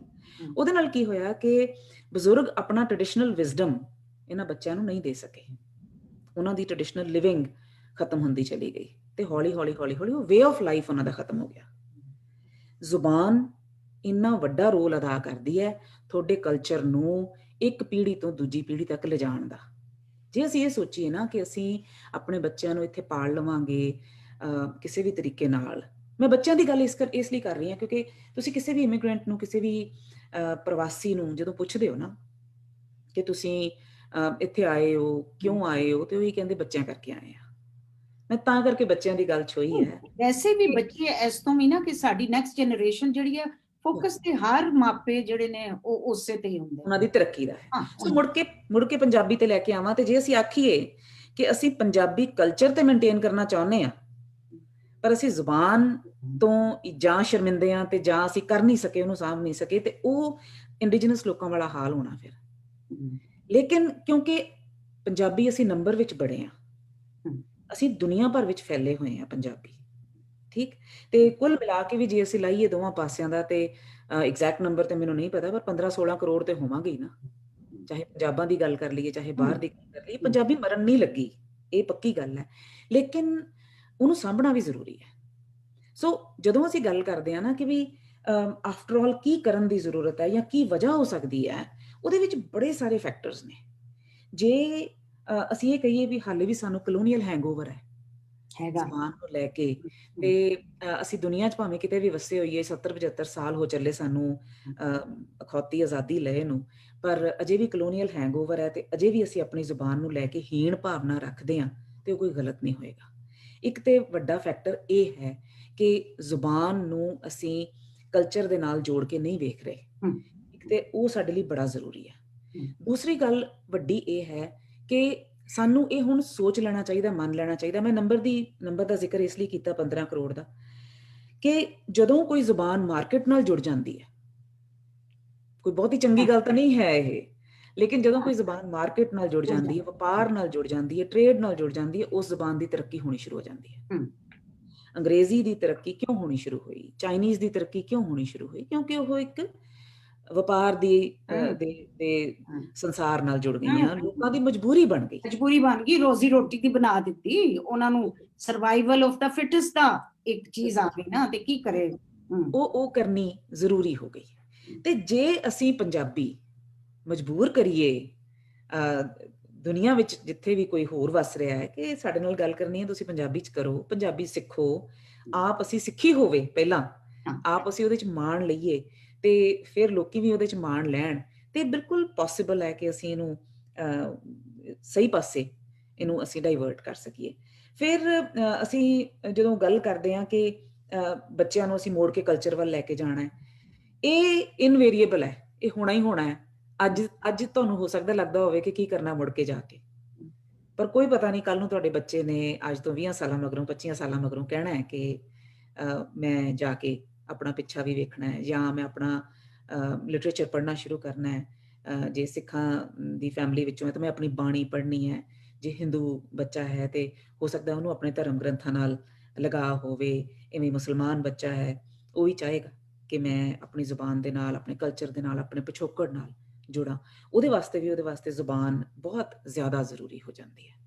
ਔਰ ਪੰਜਾਬੀਆਂ ਲਈ ਇਹ ਸੋਚਣਾ ਬੜਾ ਜ਼ਰੂਰੀ ਹੈ ਕਿ ਅਸੀਂ ਪੈਰੋਕਾਰ ਕਿਹਦੇ ਹਾਂ, ਕੀ ਅਸੀਂ ਤਾਕਤ ਦੇ ਪੈਰੋਕਾਰ ਹਾਂ, ਜਾਂ ਅਸੀਂ ਆਪਣੇ ਕਲਚਰ ਦੇ, ਅਸੀਂ ਆਪਣੇ ਸੱਭਿਆਚਾਰ ਵੱਲ ਨੂੰ ਤੁਰਨ ਦੇ ਪੈਰੋਕਾਰ ਹਾਂ। ਇਹ ਅਸੀਂ ਕੀ ਮਹਿਸੂਸ ਕਰਦੇ ਹਾਂ ਕਿ ਪਹਿਲੀ ਗੱਲ ਕਿ ਜੇ ਅਸੀਂ ਕਿਸੇ ਖਾਸ ਜ਼ੁਬਾਨ ਵੱਲ ਨੂੰ ਸਾਡਾ ਝੁਕਾਅ ਹੈ ਤੇ ਉਹ ਉਸ ਜ਼ੁਬਾਨ ਦੇ ਪ੍ਰਤੀ ਪਿਆਰ ਕਰਕੇ ਹੈ, ਜਾਂ ਇਸ ਕਰਕੇ ਹੈ ਕਿ ਮੈਜੋਰਿਟੀ ਉਹਨੂੰ ਬੋਲਦੀ ਹੈ।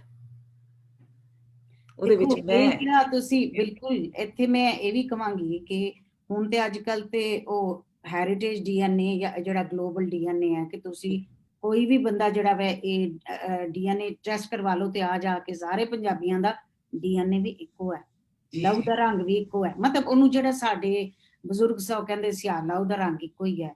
ਮੈਨੂੰ ਯਾਦ ਹੈ ਕਿ ਤੁਸੀਂ ਮਨਪ੍ਰੀਤ, ਤੁਹਾਡਾ ਜਿਹੜਾ ਵੈ ਉਹ ਤੁਸੀਂ ਤੁਹਾਡੇ ਫਾਦਰਸ ਜਾਂ ਤੁਹਾਡੇ ਜਿਹੜੇ ਪਿਛੋਕੜੇ ਪਿੱਛੇ ਵੱਡੇ ਸੀ ਵਡਕੇ ਸੀ, ਉਹ ਕਿੱਥੇ ਦੇ ਨੇ? ਉਸੇ ਦੇ ਨੇ, ਕਿਉਂਕਿ ਇਹ ਦੋਵੇਂ ਪੰਜਾਬਾਂ ਨੂੰ ਬੇਸਿਕਲੀ ਤੇ ਇਸ ਚੀਜ਼ ਦੇ ਨਾਲ ਇਹ ਜਿਹੜਾ ਬੈਕਗਰਾਉਂਡ ਹੈ ਡਿਵਾਈਡ ਤੇ ਕੀ ਹੋਇਆ, ਪੰਜਾਬ ਹੀ ਹੋਇਆ, ਲੁੱਟਿਆ ਪੁੱਟਿਆ ਗਿਆ। ਜਿਹੜੀ ਤੁਸੀਂ ਪਿਆਰ ਦੀ ਗੱਲ ਕੀਤੀ, ਇਹ ਪਿਆਰ ਦੀ ਸਾਂਝ ਜਿਹੜੀਆਂ ਵੀ ਜੋ ਵੀ ਕੁਝ ਹੋ ਗਿਆ ਹੋ ਗਿਆ। ਹੁਣ ਜਿਹੜਾ ਇਹ ਬੇਸ਼ੱਕ ਮਰਦਮਸ਼ੁਮਾਰੀ ਇੰਗਲੈਂਡ 'ਚ ਹੈ ਜਾਂ ਮਰਦਮਸ਼ੁਮਾਰੀ ਉੱਥੇ ਕੈਨੇਡਾ 'ਚ ਹੈ, ਜਾਂ ਤੁਸੀਂ ਮੈਂ ਇੱਥੇ ਲੰਡਨ ਹੈ ਤੇ ਤੁਸੀਂ ਉੱਥੇ ਬੈਠੇ ਹੋ, ਕੋਈ ਨਾ ਕੋਈ ਤੇ ਇੱਕ ਸਾਂਝ ਹੈਗੀ ਹੈ ਕਿ ਅਸੀਂ ਇਸ ਵਕਤ ਦੋਵੇਂ ਬੈਠ ਕੇ ਸਕਰੀਨ ਸ਼ੇਅਰ ਕਰਦੇ ਪਏ ਹਾਂ ਤੇ ਮੈਨੂੰ ਇੰਝ ਲੱਗਦਾ ਪਿਆ ਕਿ ਮੈਂ ਕਿਸੇ ਆਪਣੀ ਮਾਂ ਜਿਹੀ ਭੈਣ ਨਾਲ ਗੱਲ ਕਰਦੀ ਪਈ ਹਾਂ। ਉਹ ਕੀ ਹੈ? ਇਹ ਜ਼ਬਾਨ, ਇਹ ਪੰਜਾਬੀ ਹੋਣਾ। ਤੇ ਤੁਸੀਂ ਆਪਣੇ ਜਿਹੜਾ ਵਾ ਅਗਰ ਜੇ ਸਾਂਝੇ ਦੀ ਗੱਲ ਕਰੀਏ, ਅਸੀਂ ਸਾਂਝੇ ਪੰਜਾਬ ਦੀ, ਤੇ ਤੁਹਾਨੂੰ ਕੋਈ ਹੈ ਸੀ ਯਾਦ ਕਿ ਤੁਹਾਡੀ ਮਾਂ ਜੀ ਜਾਂ ਉਹ ਗੱਲ ਕੋਈ ਕਰਦੇ ਹੋਣ ਆਪਣੇ ਪਿਛਲੀਆਂ, ਉਹ ਯਾਦਾਂ, ਉਹ ਪਿਆਰ ਦੀਆਂ, ਉਹ ਸਾਂਝ ਦੀਆਂ, ਇੱਕੋ ਰੰਗ ਖੂਨ ਦੀਆਂ ਕੋਈ ਯਾਦਾਂ ਸਾਡੇ ਨਾਲ ਸ਼ੇਅਰ ਕਰੋ ਪਲੀਜ਼। ਮੇਰੇ ਦੋਨੇ ਪੇਰੈਂਟਸ ਹੁਣ ਤੇ ਖੈਰ ਨਹੀਂ ਰਹੇ, ਤੇ ਪਰ ਮੈਨੂੰ ਦੱਸਿਆ ਕਰਦੇ ਸੀ ਉਹ ਕਿ ਮੇਰੇ ਮਦਰ ਦਾ ਸਿਆਲਕੋਟ ਵੱਲ ਦਾ ਪਿਛੋਕੜ ਤੇ ਮੇਰੇ ਫਾਦਰ ਗੁਜਰਾਂਵਾਲੇ ਵੱਲੋਂ, ਤੇ ਆ ਕੇ ਗੁਰਦਾਸਪੁਰ ਜ਼ਿਲ੍ਹੇ 'ਚ ਉਹ ਸੈਟਲ ਹੋਏ। ਬੱਚੇ ਸਨ ਛੋਟੇ ਛੋਟੇ, ਦੋਨਾਂ ਦੇ ਆਪੋ ਆਪਣੇ ਸਰਕਮਸਟੈਂਸਸ, ਆਪੋ ਆਪਣੇ ਉਹਨਾਂ ਦੇ ਹਾਲਾਤ। ਤੇ ਮੈਂ ਜਦੋਂ ਬੋਲਦੀ ਹਾਂ ਤੇ ਕਈ ਵਾਰੀ ਇੱਥੇ ਲਿਸਨਰਸ ਵੀ ਤੇ ਹੋਰ ਸਾਥੀ ਵੀ ਕਈ ਵਾਰੀ ਪੁੱਛਦੇ ਆ ਵੀ ਤੁਸੀਂ ਕਿੱਥੋਂ ਦੇ ਹੋ, ਤੇ ਮੇਰੇ ਲਈ ਇਸ ਸਵਾਲ ਦਾ ਜਵਾਬ ਦੇਣਾ ਬੜਾ ਔਖਾ ਹੋ ਜਾਂਦਾ ਕਿ ਮੈਂ ਕੀ ਦੱਸਾਂ ਕਿ ਕਿੱਥੋਂ ਦੇ ਆ। ਕਿ ਉਹਨੂੰ ਤੁਸੀਂ ਹਿਜਰਤ ਆਖ ਲਓ, ਤੁਸੀਂ ਉਹਨੂੰ ਉੱਜੜ ਕੇ ਆਉਣਾ ਆਖ ਲਓ, ਤੁਸੀਂ ਆ ਕੇ ਵਸਣਾ ਕਹਿ ਲਓ।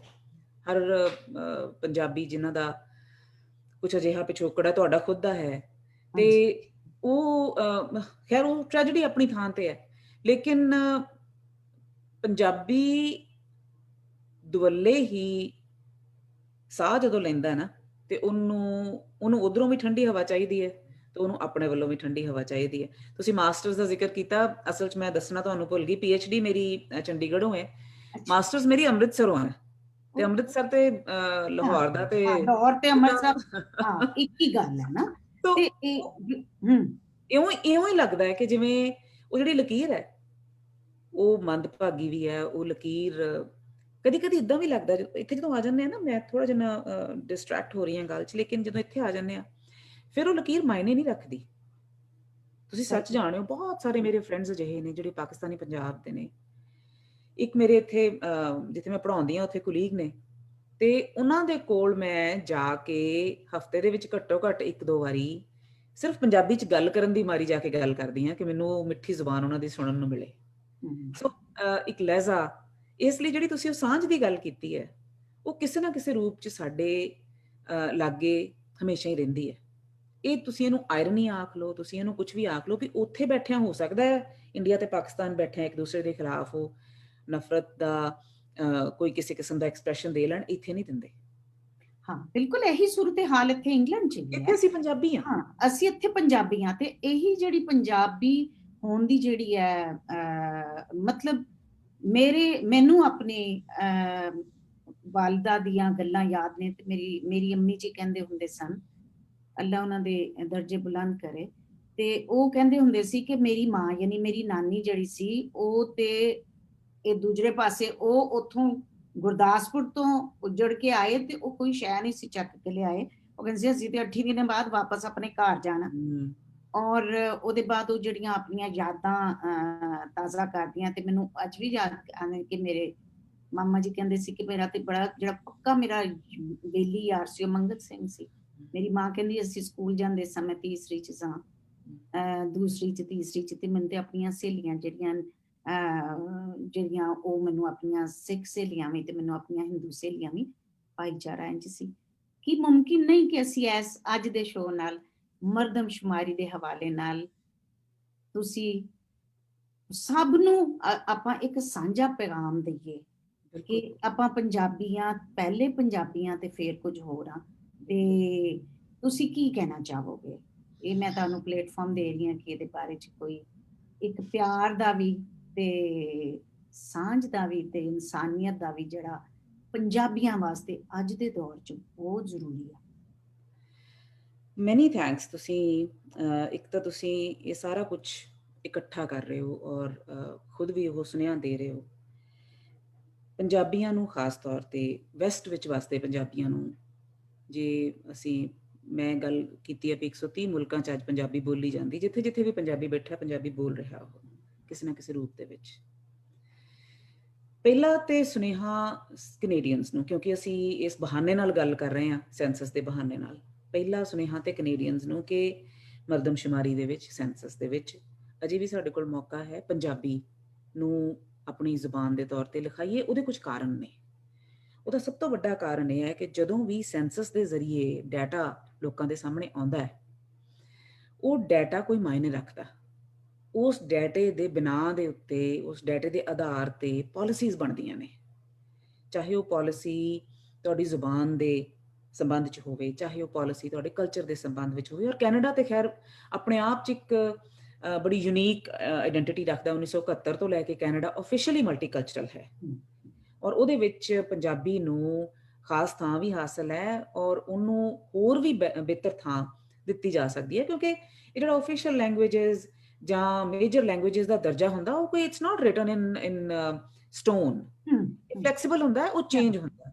ਔਰ ਅੱਜ ਦੀ ਤਰੀਕ ਦੇ ਵਿੱਚ ਇਹ ਗਲੋਬਲਾਈਜ਼ਡ ਦੁਨੀਆ ਦੇ ਵਿੱਚ ਇੰਨਾ ਫਲੂਇਡ ਹੈ ਸਾਰਾ ਕੁਝ ਕਿ ਇਹ ਜ਼ੁਬਾਨਾਂ ਦਾ ਵੀ ਦਰਜਾ ਬਦਲੇਗਾ ਔਰ ਬਦਲਦਾ ਰਹਿਣਾ ਹੈ। ਉਹਦੇ ਵਿੱਚ ਅਸੀਂ ਕਿੱਥੇ ਖਲੋਤੇ ਹਾਂ ਸਾਨੂੰ ਵੀ ਦੇਖਣ ਦੀ ਲੋੜ ਹੈ। ਕੱਲ ਨੂੰ ਇਹ ਨਾ ਸਾਨੂੰ ਕੋਈ ਆਖੇ ਕਿ ਤੁਹਾਡੇ ਕੋਲ ਮੌਕਾ ਸੀ ਤੇ ਤੁਸੀਂ ਉਹ ਮੌਕਾ ਗਵਾ ਲਿਆ।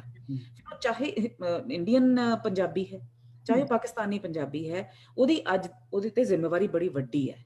ਜੇ ਤੁਸੀਂ ਸੁਨੇਹੇ ਦੀ ਗੱਲ ਆਖੋ, ਸਭ ਤੋਂ ਪਹਿਲਾਂ ਤਾਂ ਮੈਂ ਇਹ ਜ਼ਰੂਰ ਸੁਨੇਹਾ ਦੇਣਾ ਚਾਹੁੰਦੀ ਹਾਂ।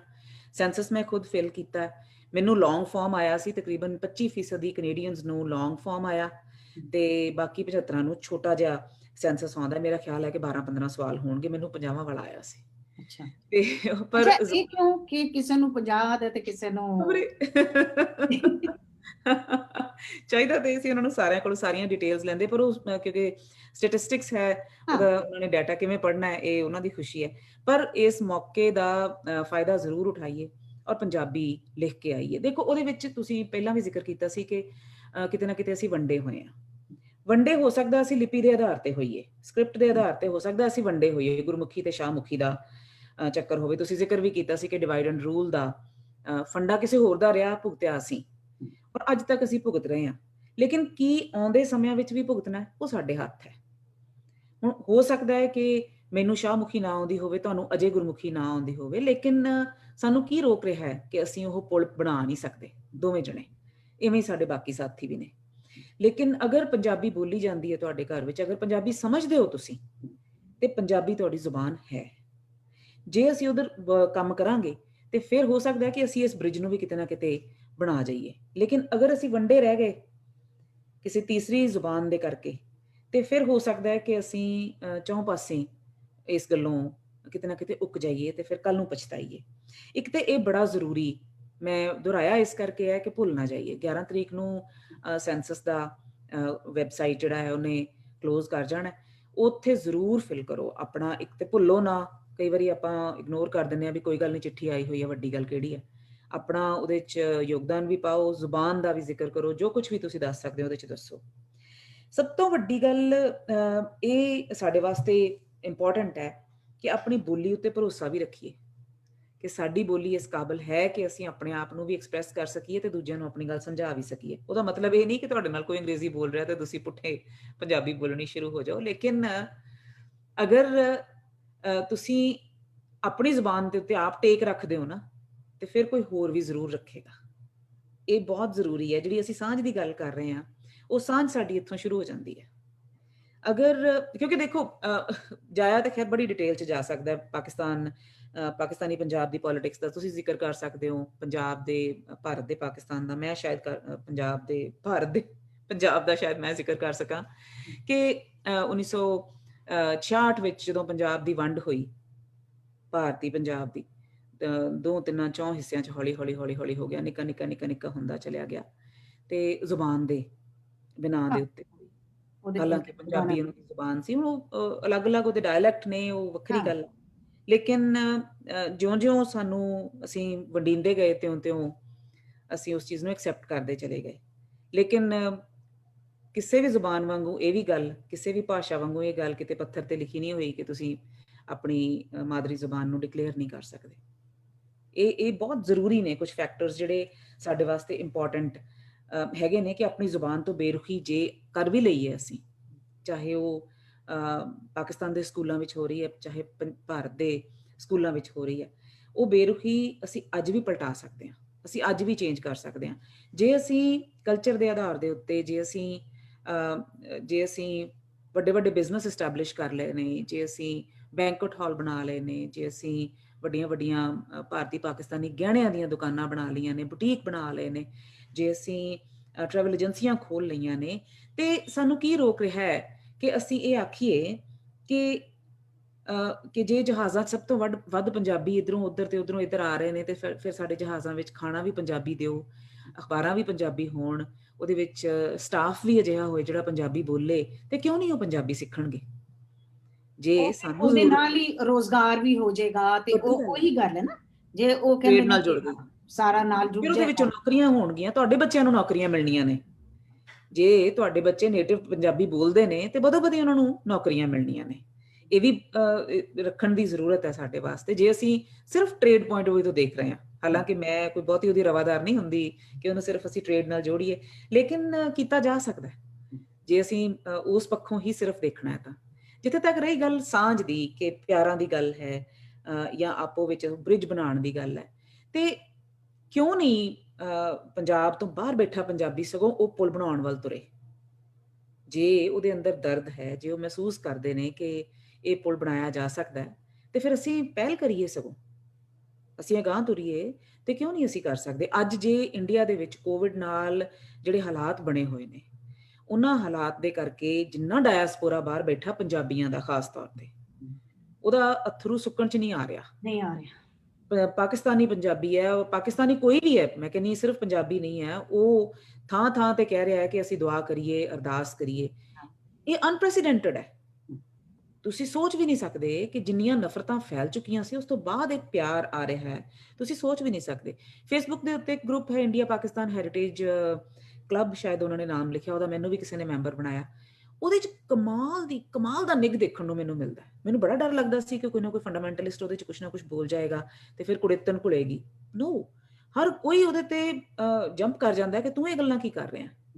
ਇਹਦਾ ਮਤਲਬ ਇਹੋ ਜਿਹੇ ਸਿੰਸੀਅਰ ਲੋਕੀ ਹੈਗੇ ਨੇ ਜਿਹੜੇ ਇਹ ਸਾਰੇ ਕੁਛ ਨੂੰ ਮਹਿਸੂਸ ਕਰਦੇ ਨੇ ਕਿ ਉਹ ਬ੍ਰਿਜ ਅਜੇ ਕਾਇਮ ਹੈ। ਤੇ ਜ਼ੁਬਾਨ ਤੇ ਬੜਾ ਵੱਡਾ ਬ੍ਰਿਜ ਹੈ ਸਾਡਾ, ਉਹਨੂੰ ਬਿਲਕੁਲ ਵੀ ਅਸੀਂ ਢਹਿਣ ਨਾ ਦਈਏ। ਮੈਂ ਤੁਹਾਡੇ ਜ਼ਰੀਏ ਅੱਜ ਇਹ ਗੱਲ ਆਖਣਾ ਚਾਹੁੰਦੀ ਹਾਂ ਕਿ ਆਪ ਜ਼ੁਬਾਨ ਦੀ ਇੱਜ਼ਤ ਕਰੀਏ, ਦੁਨੀਆ ਬਦੋ ਬਦੀ ਇੱਜ਼ਤ ਕਰੇਗੀ। So let's do that. Thank you so much Manpreet ji, इन्ना मजा आया। टाइम दी शॉर्टेज है और लेकिन गलबात ਦਾ ਇੰਨਾ ਮਜ਼ਾ ਆਇਆ ਕਿ ਮੈਂ ਦੱਸ ਨਹੀਂ ਸਕਦੀ। ਤੇ ਸ਼ੁਕਰੀਆ। ਅਸੀਂ ਇਹੀ ਜਿਹੜੇ ਪੰਜਾਬ ਤੋਂ ਬਾਹਰ ਬੈਠੇ ਆ ਲੋਕ, ਤੁਸੀਂ ਕੈਨੇਡਾ ਨੂੰ ਰਿਪਰੈਜ਼ੈਂਟ ਕਰ ਰਹੇ ਹੋ, ਮੈਂ ਤੇ ਇੰਗਲੈਂਡ ਨੂੰ, ਤੇ ਅਸੀਂ ਬੇਸਿਕਲੀ ਪਹਿਲੀ ਸਾਡਾ ਤੇ ਅਸੀਂ ਪੰਜਾਬ ਨੂੰ ਕਰ ਰਹੇ ਹਾਂ ਤੇ ਆਪਣੇ ਇਸ ਮਰਦਮਸ਼ੁਮਾਰੀ ਦੇ ਵਿੱਚ ਜਿੱਥੇ ਜਿੱਥੇ ਸਾਡਾ ਹਿੱਸਾ ਹੋਏਗਾ, ਜਿੱਥੇ ਜਿੱਥੇ ਅਸੀਂ ਆਪਣੇ ਹਿੱਸੇ ਦਾ ਦੀਵਾ ਬਾਲਣਾ, ਉਹ ਅਸੀਂ ਬਾਲਣਾ ਹੀ ਬਾਲਣਾ। ਇਹ ਸਾਡੇ ਉੱਤੇ ਸਾਡੀ ਧਰਤੀ ਮਾਂ ਦਾ ਸਾਡੇ ਤੇ ਕਰਜ਼ ਆ ਜਿਹੜਾ ਅਸੀਂ ਦੇਣਾ ਹੈਗਾ। ਮੈਂ ਥੈਂਕ ਯੂ ਸੋ ਮਚ, ਧੰਨਵਾਦੀ ਹਾਂ ਤੁਸੀਂ ਆਏ ਹੋ ਤੇ ਅਸੀਂ ਗੱਲਬਾਤ ਕੀਤੀ ਹੈ ਤੇ ਇੰਝ ਹੀ ਤੁਹਾਨੂੰ ਫੇਰ ਵੀ ਜ਼ਹਿਮਤ ਦਿੰਦੇ ਰਹਾਂਗੇ। ਬਹੁਤ ਮਿਹਰਬਾਨੀ ਤੇ ਅੱਲਾ ਹਾਫਿਜ਼ ਤੇ ਚੜ੍ਹਦੀ ਕਲਾ ਤੇ ਵਾਹਿਗੁਰੂ ਦੀ ਫਤਿਹ। ਥੈਂਕ ਯੂ ਬਹੁਤ ਸੋ ਸ਼ੁਕਰੀਆ। ਤੇ ਜਦੋਂ ਵੀ ਮੌਕਾ ਮਿਲਿਆ ਦੁਬਾਰਾ ਜ਼ਰੂਰ ਤੁਹਾਡੇ ਰੂਬਰੂ ਵੀ ਹੋਵਾਂਗੇ ਤੇ ਬੜਾ ਆਨੰਦ ਆਇਆ ਜੀ। ਸ਼ੁਕਰੀਆ। Thank you.